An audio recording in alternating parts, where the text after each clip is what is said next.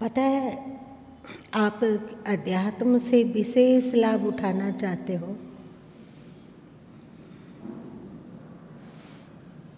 बीजक का अध्ययन कर रहे हो, गीता का अध्ययन करते हो, उपनिषदों का अध्ययन करते हो और उससे हम लोग बहुत सारा लाभ लेना चाहते हो,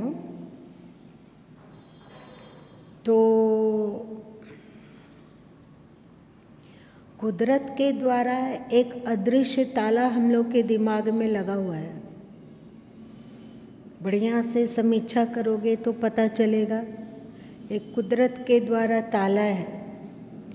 आप श्रीमद् भगवत गीता पढ़ रहे हो, चाहे गुरु वचन सुन रहे हो, या फिर अन्य आध्यात्मिक शास्त्रों का अध्ययन कर रहे हो, पर यदि वो ताला नहीं खुला, यदि वो ताला बंद ही रहा, तो उससे जो लाभ होना चाहिए वो लाभ नहीं हो पाता है। अब सोच के बताओ कि वो कौन सा ताला होगा।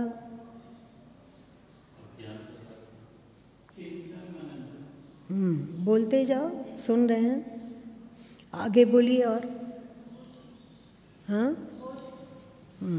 और बोलते जाओ। अच्छा है, इसी में से कोई एक उत्तर है, आप लोग बोलते जाइए,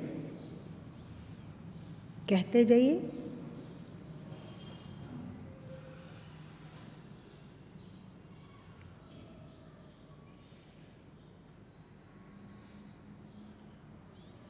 और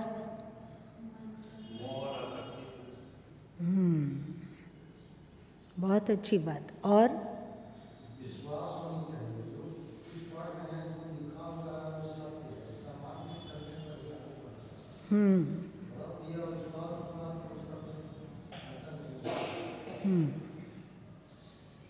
और कुछ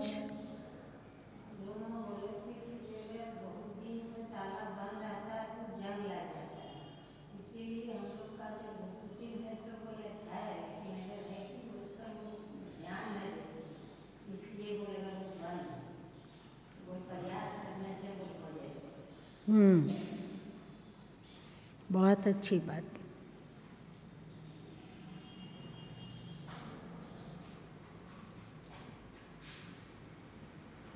वो ताला खुले कैसे?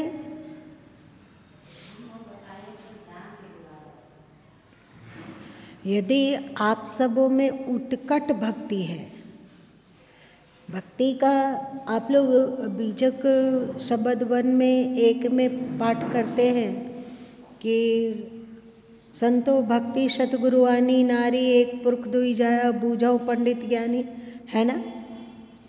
संतो भक्ति सतगुरु आनी, नारी एक पुरख जाया, बूझाओ पंडित ज्ञानी, बहुत महत्वपूर्ण बात है। यही बात श्रीमद् भगवत पुराण में भी कहा गया। वैसे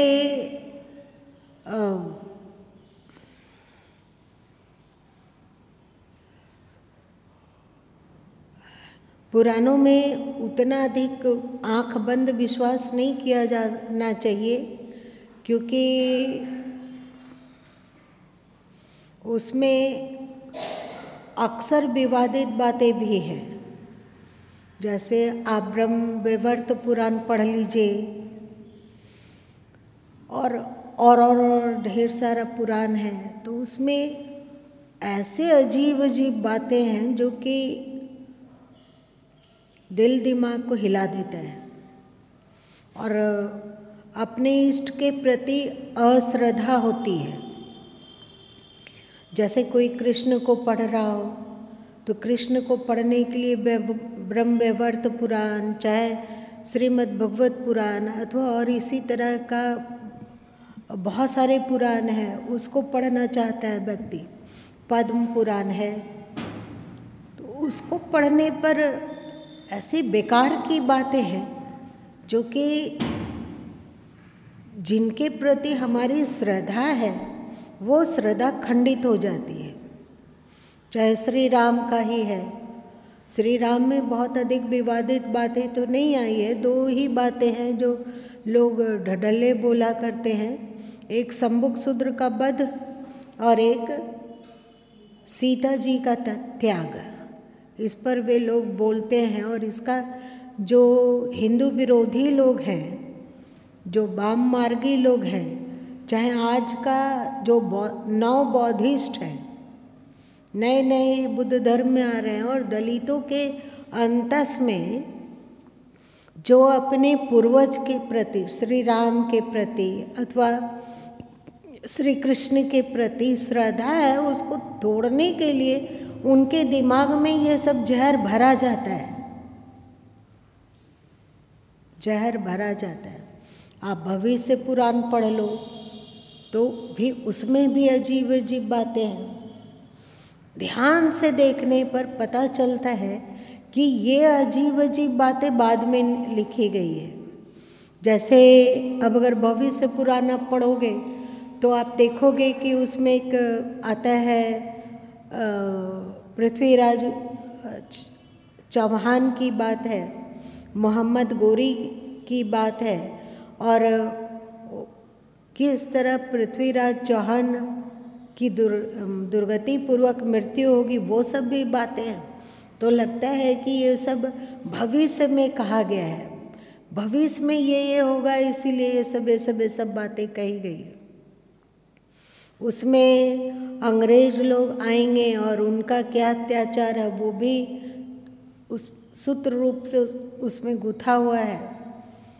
तो लगता है कि ये सब हमारे पूर्वज लोग भविष्य को देखकर लिखे थे। ये द्वापर युग के अंत में ये सब लिखा गया है।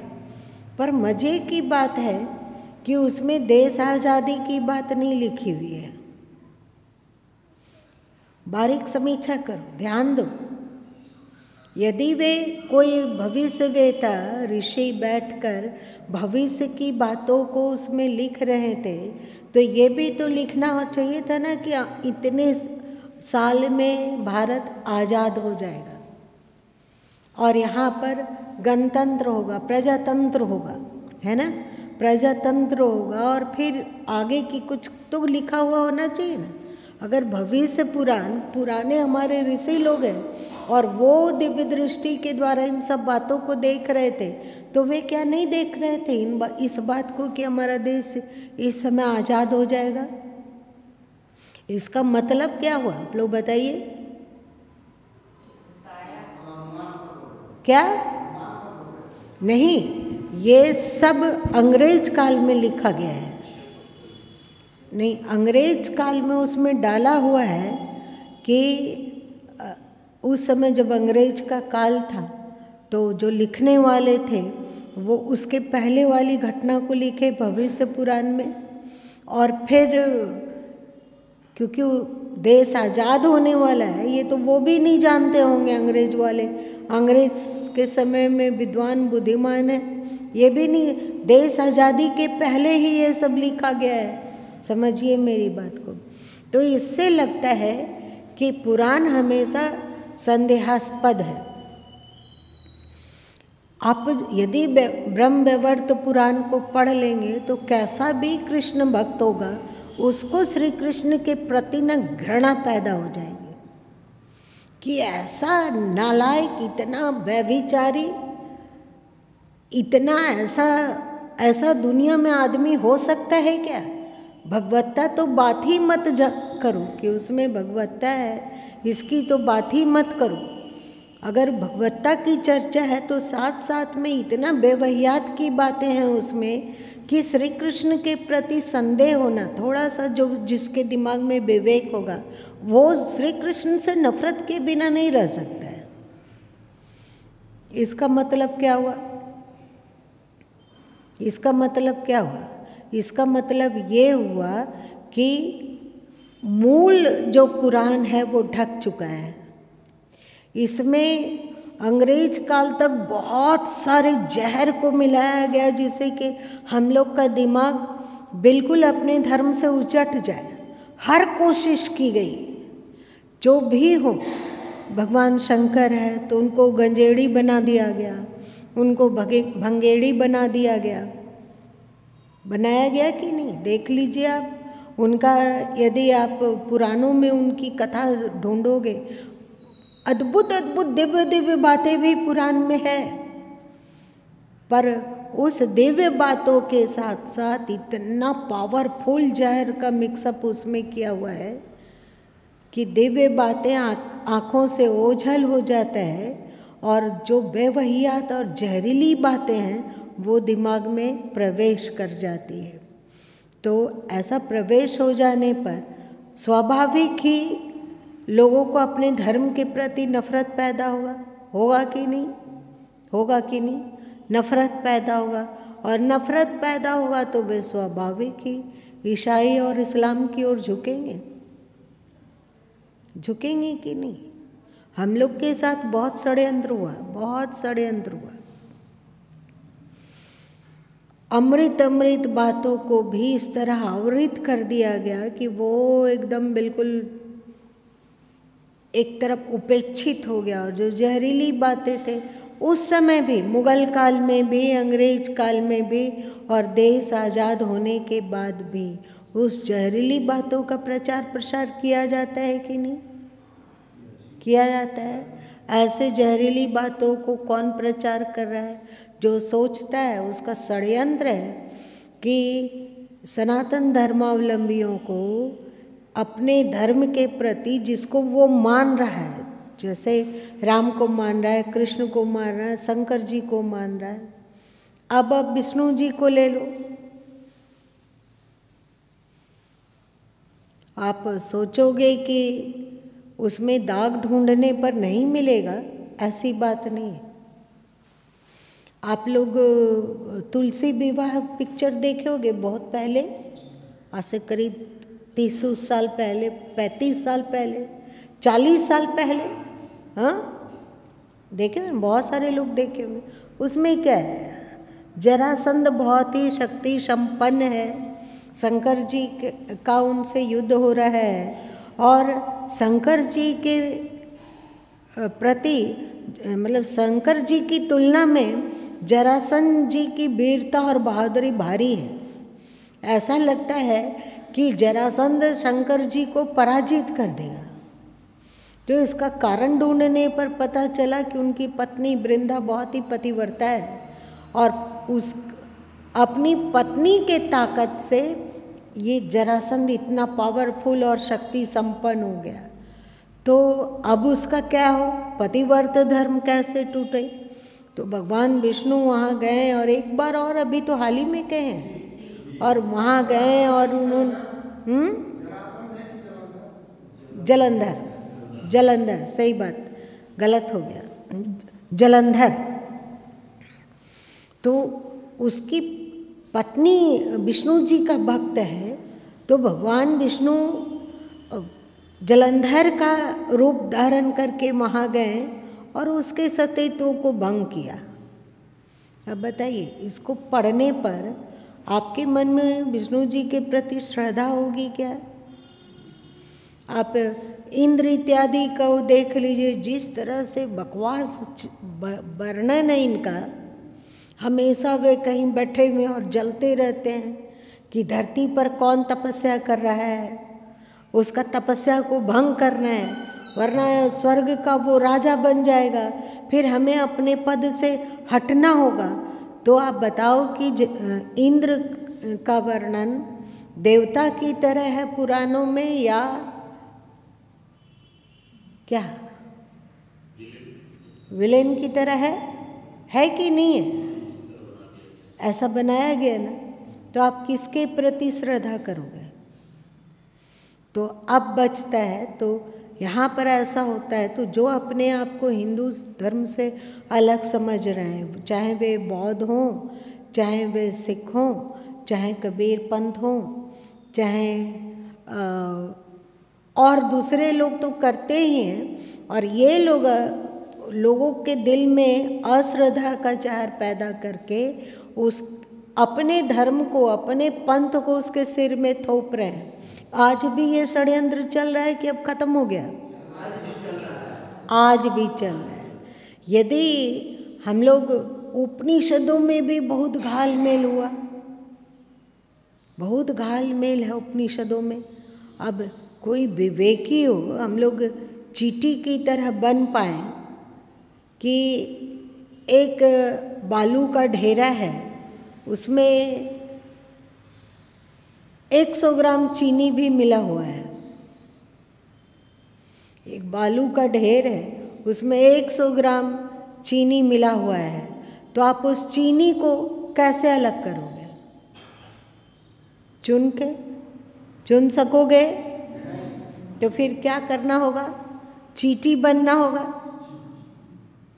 अगर चींटी बन गए तो वो बालू से चीनी को अलग करके मिठास खा सकता है कि नहीं खा सकता है?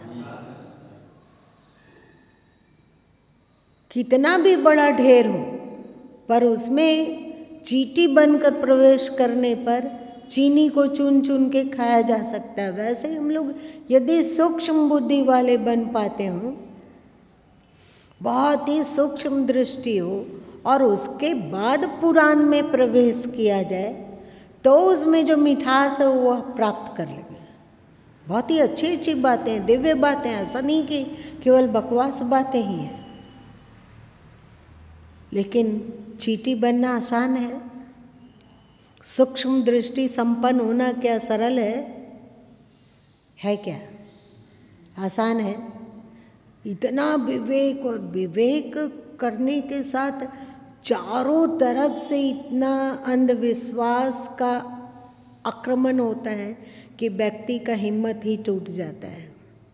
चलिए, ये सब अभी मेरा सब्जेक्ट नहीं था, मेरा दूसरा ही सब्जेक्ट था भक्ति, सत्संग।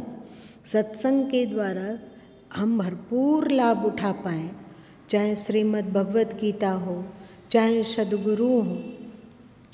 तुलसीदास जी लिखते हैं कि मूरख हृदय न चेत, जो होए गुरु विरंची सम। जो हम लोगों के भीतर अज्ञान का ताला है, अथवा मूर्छा का ताला है, अथवा अज्ञान का ताला है, अथवा हम लोगों की दृष्टि कुंद हो गई है, सूक्ष्म दृष्टि पर भी ताला लग गया है, इस ताला को खोलने का एक संजीवनी या रामबाण उपाय है, वो है भक्ति। आपके गुरु, ठीक है कि विवेक संपन्न होना चाहिए, होना ही चाहिए। आँख बंद करके कभी भी किसी पर भरोसा ना करें।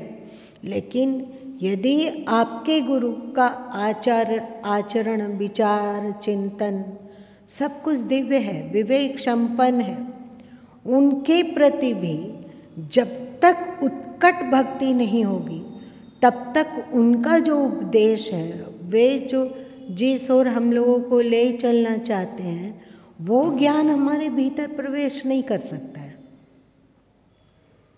इस ताला को मात्र भक्ति के ही चाबी से खोला जा सकता है। देख लो, विश्लेषण करो।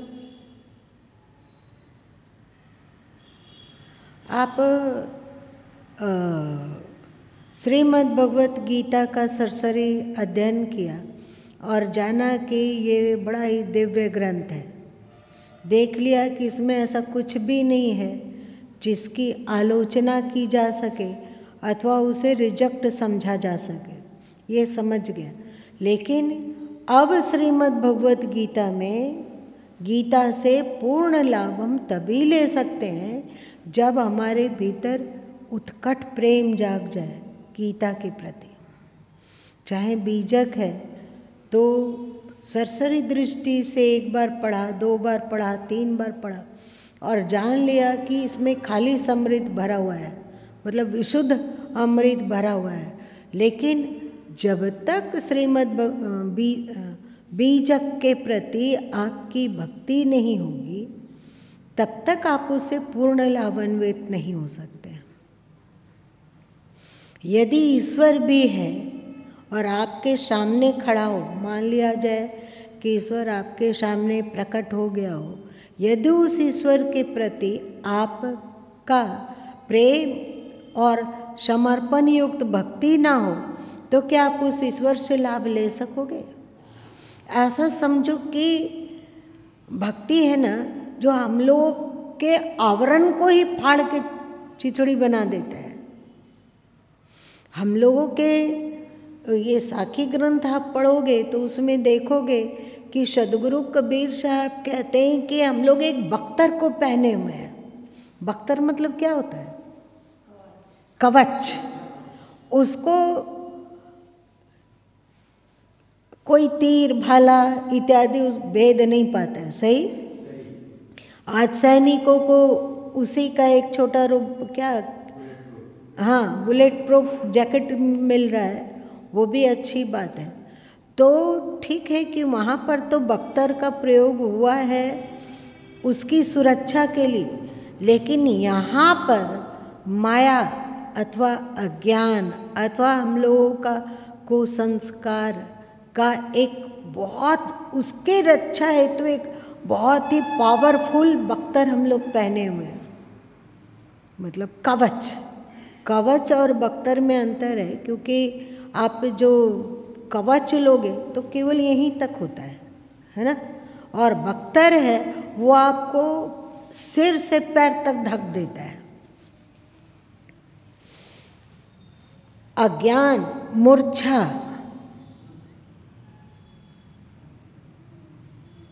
अथवा अविवेक अथवा स्थूल दृष्टि, ये सबके रक्षा के लिए हम लोगों को इन मायावी ताकतों ने एक बख्तर से ढक दिया है।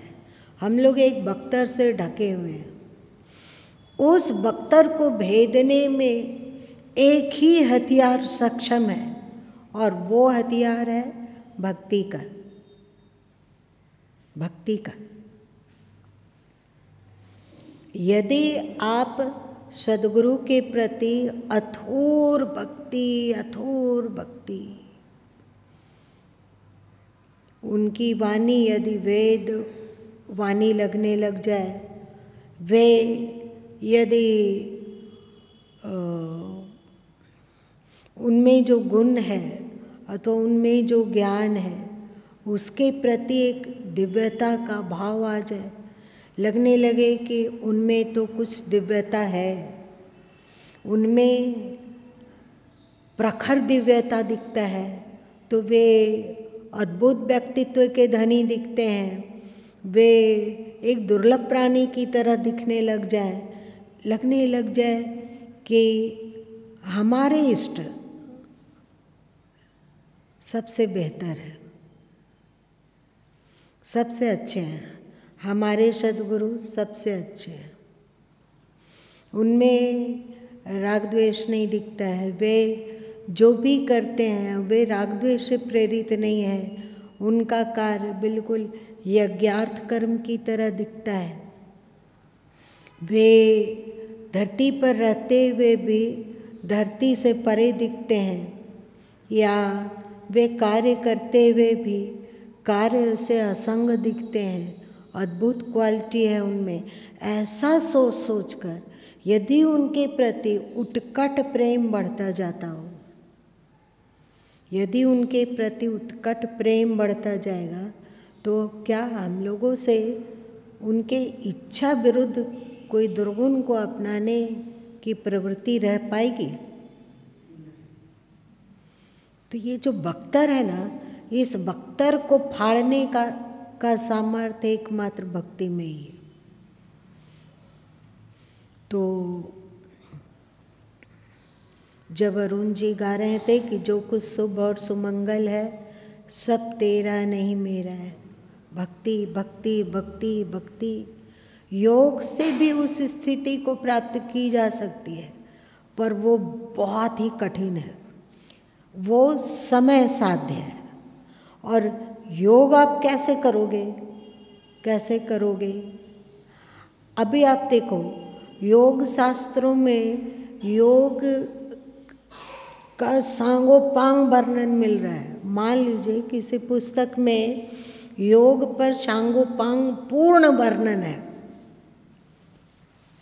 अब आप देखो, उस पूर्ण वर्णन को आप पूरी तरह से कैसे अपने जीवन में उतार पाओगे? योग शास्त्र पे आपकी भक्ति होगी तभी तो। देख लो, समीक्षा करो। योग शास्त्र में आपकी भक्ति नहीं होगी तो आप कहोगे क्या क्या लिखती हैं, ये क्या मतलब हो गया कि अनुलोम विलोम प्राणायाम करो। अरे भैया, नाक भगवान ने दो बनाया है तो दोनों से तो श्वास लेंगे ना। ये क्या मतलब हुआ कि दाहिनी नाक बंद करो, बाएं नाक से श्वास लो, फिर बाएं नाक को बंद कर दो, दाहिने नाक से श्वास फेंको, फिर दाहिने नाक से ही श्वास लो और फिर बाएं नाक से निकालो। ये सब बाजीगर की बाजीगरी है। हम लोग जैसे, हम लोग पढ़े लिखे हैं, विवेकी हैं, बुद्धिमान हैं, ये सब पागलपन हम नहीं कर सकते हैं। होगा कि नहीं? यदि उस योग शास्त्र के प्रति अश्रद्धा हो तो होगा ही। और आप एक समीक्षक की तरह प्रवेश करें योग शास्त्र में तो भी, समीक्षक बनकर भी योग शास्त्र में प्रवेश किया जा सकता है। क्या मतलब देख लेते हैं ना, 1 महीना 1.5 महीना 2 महीना करके देखते हैं कि इसमें सही है या नहीं है, ये इस लाभदायी है कि बेकार की चीज़ें हैं। आप समीक्षक बन के प्रवेश करो, आसान है वहाँ टिक पाना। कितने दिन में आप लाभान्वित होंगे? यदि आप समीक्षक बन के योग शास्त्र में प्रवेश करते हैं तो योग का लाभ आपको कब से दिखना शुरू होगा? क्योंकि आप समीक्षक हैं तो स्वाभाविक है आपको योग में अभिरुचि वगैरह कुछ है नहीं। आप एक केवल खाना पूर्ति की तरह आधा घंटा बैठ गए और कुछ का कुछ कर दें, है कि नहीं?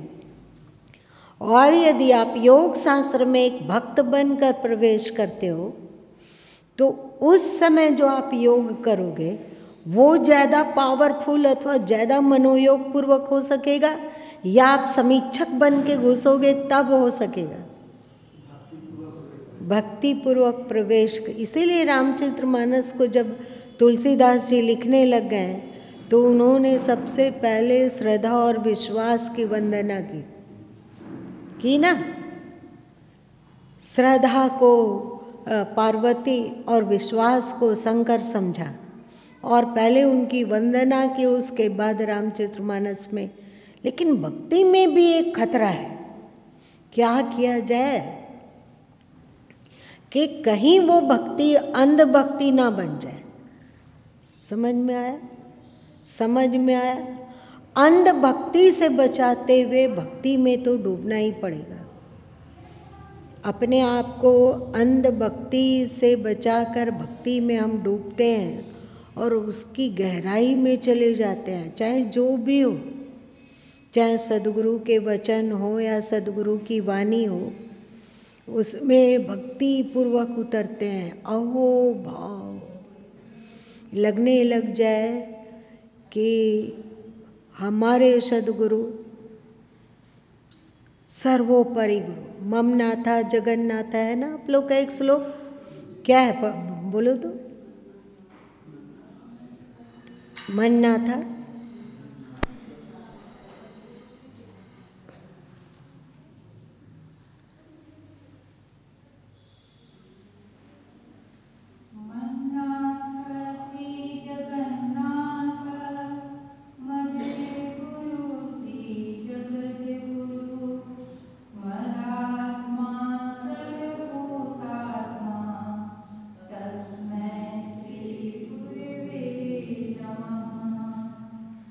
आप समझो इस तरह से क्यों हमारे ऋषि बोले होंगे। चाहे सदगुरु कबीर साहब ने क्यों कहा कि क्या, गुरु गोविंदो खड़े काके लागू पाए, बलिहारी गुरु आपने जिन गोविंद दियो बताए।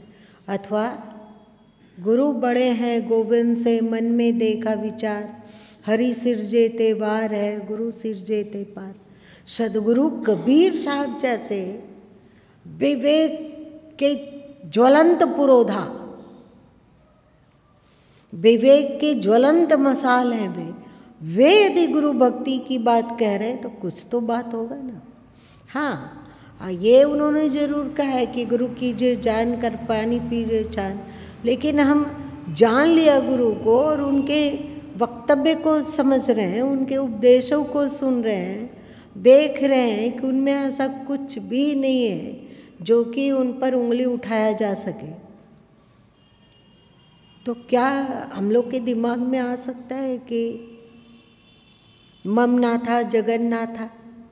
और जैसे जैसे सद्गुरु तत्व पे भक्ति बढ़ती जाती है, बढ़ती जाती है, बढ़ती जाती है, एक दीवानगी प्रवेश करता है, क्योंकि उठते बैठते जागते सोते वे याद रहते हैं, वे याद रहते हैं। और कभी उनकी बात याद आ गई, कभी उनके कुछ सूत्र याद आ गए, कभी वे याद आ गए, कभी उनका कुछ अद्भुत अद्भुत कार्य याद आ गई। मतलब चिंतन क्षेत्र में गुरु का एक अपना हिस्सा हो जाए। हम लोग चिंतन क्षेत्र में अभी संसार अथवा मन का सारा हिस्सा हमने उनको दिया हुआ है। अपने सद्गुरु के प्रति हम इतना उतना हिस्सा दे पाए हैं अपने मानस क्षेत्र में। तो ये भक्ति के कारण, ये भक्ति के कारण जब हम अपने मानस क्षेत्र में उनको रख, अपने अंतस में एक बहुत बड़ा हिस्सा उनको दे पाते हो, तो फिर जो गुरु की क्वालिटी है ना, वो शिष्य में उतरने लग जाती है। और जो हम लोगों का बख्तर अज्ञान ने पहना रखा है ना, प्रकृति ने पहना रखा है, हमारे संस्कारों ने पहना रखा है, वो बख्तर फटने लग जाता है। और फिर उनका ज्ञान, उनका विवेक, उनका विज्ञान, उनकी सोच और उनकी अद्भुत दिव्यता, वो सब हम लोग के भीतर में उतरने लग जाती है। कितना भी श्रेष्ठ से श्रेष्ठ सद्गुरु हो, पर उनके प्रति इस तरह की आस्था ना हो तो जीवन का काया पलट नहीं हो सकता। सुधार तो होगा, ऐसा नहीं है कि नहीं सुधार होगा, सुधार होगा, पर काया पलट वाला मुश्किल है। हाँ बताइए।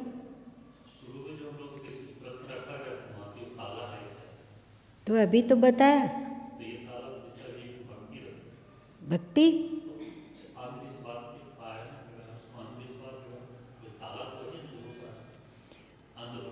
अंध भक्ति तो गुरु माँ नहीं कहेंगे करने, विवेक युक्त भक्ति हो। लेकिन अब हम जब उनको पहचानते हैं, आप ही को देखिए ना, क्या आप अपने बच्चों से विवेक युक्त प्रेम करते हैं? बताइए कौन कौन है जो कि अपने बच्चों से विवेक युक्त प्रेम कर रहा है कि नहीं? हमारे बच्चे में ये दोष है, इसलिए अब हम उनको कम मानेंगे, ऐसा है कि आप अपने पति से अथवा आप अपनी पत्नी से विवेक युक्त प्रेम कर रहे हैं? हो रहा है क्या कि वे जो कुछ एक दूसरे को बोला जा रहा है, चुपचाप एक दूसरे उसको फॉलो कर रहे हैं, उसके एक दूसरे के अनुकूल चल रहे हैं, वहाँ तो विवेक नहीं लाते हैं आप। गुरु क्या आपके अद्भुत अद्भुत बच्चे लोगों से ज़्यादा विवेकहीन है? क्या आपके पति और आपकी पत्नी की तुलना में वे ज़्यादा ज्ञान जनित बात बोलते हैं? आप ही लोग बताओ, ज़्यादा ज्ञान जनित बात बोलते हैं क्या? तो हम जितना उनसे प्रेम कर रहे हैं, उससे 10 गुना ज़्यादा प्रेम अपने ज्ञानी सद्गुरु से क्यों नहीं कर सकते हैं? है ना? इस दृष्टिकोण से अगर हम नापेंगे तो पता चलेगा कि हम लोग का प्रेम और भक्ति बिल्कुल अविवेक की ओर दौड़ता है और भागता है।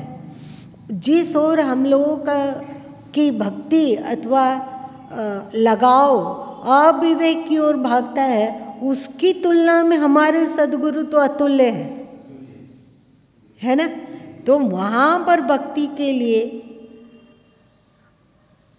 आप अगर मान लिया जाए कि कोई सद्गुरु को 20 साल से जान रहा है और निष्पक्ष होके उनको देख रहा है, तो क्या लगा, ऐसा क्या दिखा जो कि लगता हो कि नहीं यहाँ पे अंधविश्वास करने से डरावना कुछ हो सकता है? वे आपको कभी अधर्म की प्रेरणा दिए हों, आपके प्रति दुर्भावना रखे हों, आपके प्रति द्वेष रखे हों, आपके प्रति मोह से जकड़ गए हों, ऐसा कुछ हुआ है क्या? तो वे तो लगता है, ठीक से देखने पर लगता है कि प्रखर पुरोधा है, वो प्रखर है। और एक और मजे की बात बोलते हैं कि यदि गुरु कमजोर भी हो, जैसे आपके पति अथवा आपकी पत्नी अविवेकी भी है, लेकिन आप उससे प्रेम करते हैं, आप उसके प्रति भक्ति का भाव रख रहे हैं, तो आपका जीवन हल्का थोड़ा लगता है या नहीं? जीने में थोड़ा रस आता है कि नहीं? हमारे बच्चे चाहे जैसे भी है तो हमारे उसके प्रति जो लगाव है आपका, उससे आपके जीवन में थोड़ा बहुत रस बढ़ता है। अथवा अभी हम लोग के जीवन में जो रस है इसी कारण है। ठीक से देखो तो भक्ति ना रस है। यदि हम सद्गुरु की भक्ति कर पाते हों,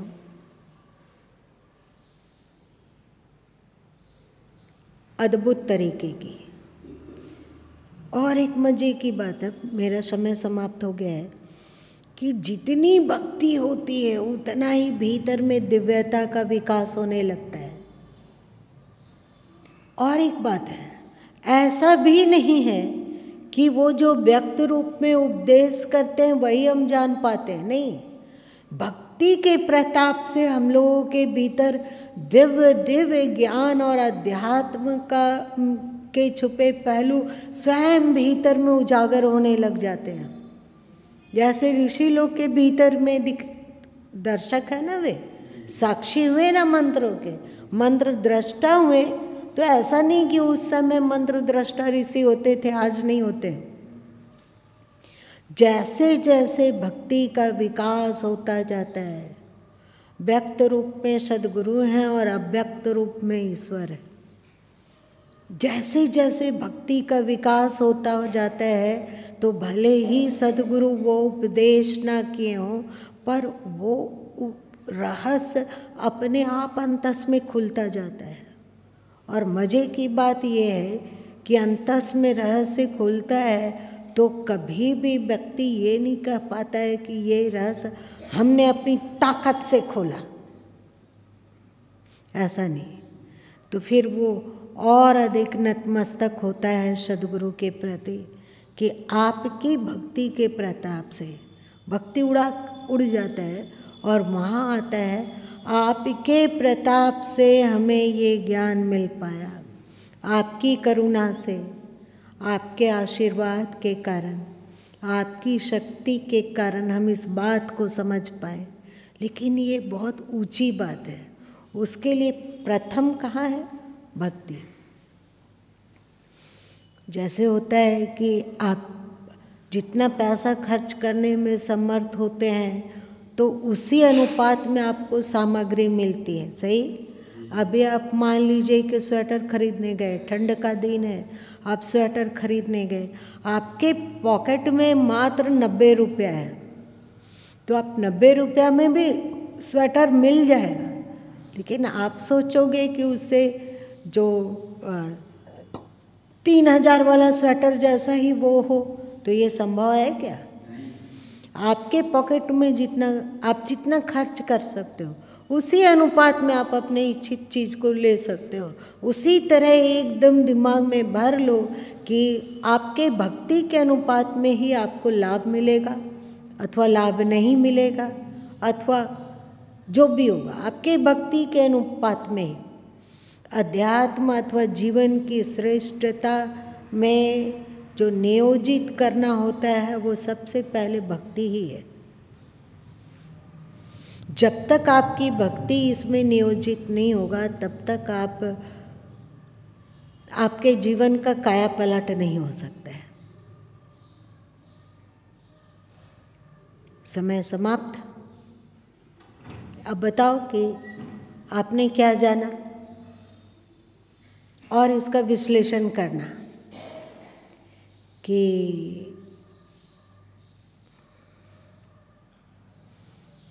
क्या हमने भक्ति के हथियार से अपने बख्तर को फाड़ पाया?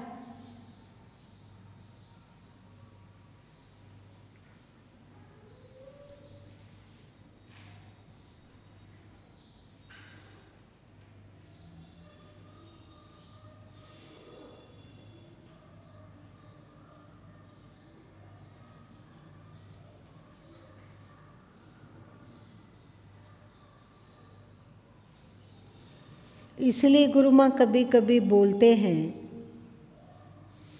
कि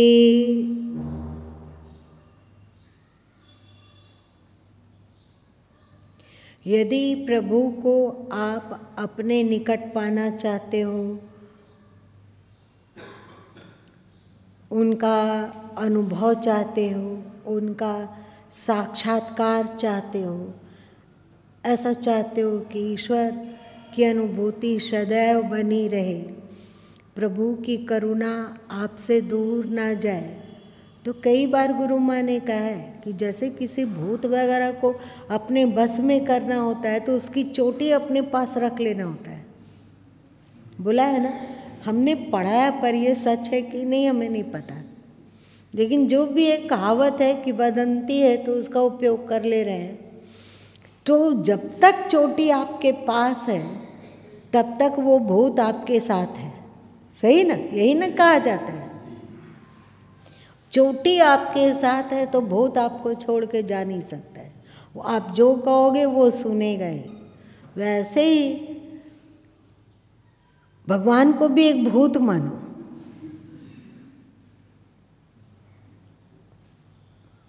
और उनकी चोटी है विवेक संपन्न सद्गुरु। यदि विवेक संपन्न सद्गुरु की भक्ति की चोटी हमारे पास है तो एक पल के लिए भी ईश्वर हमें छोड़कर जा नहीं सकता है, दूर नहीं हो सकता है। उसकी करुणा, उनका प्रेम, उनका अपनापन, उनका सानिध्य का अनुभूति, यह सतत बना रहेगा। वो जा ही नहीं सकते।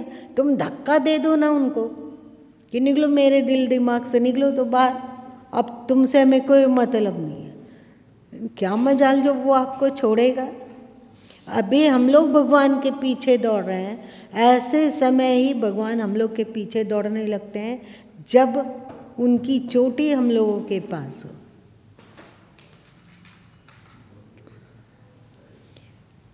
चलो आज इतने ही रहने दो।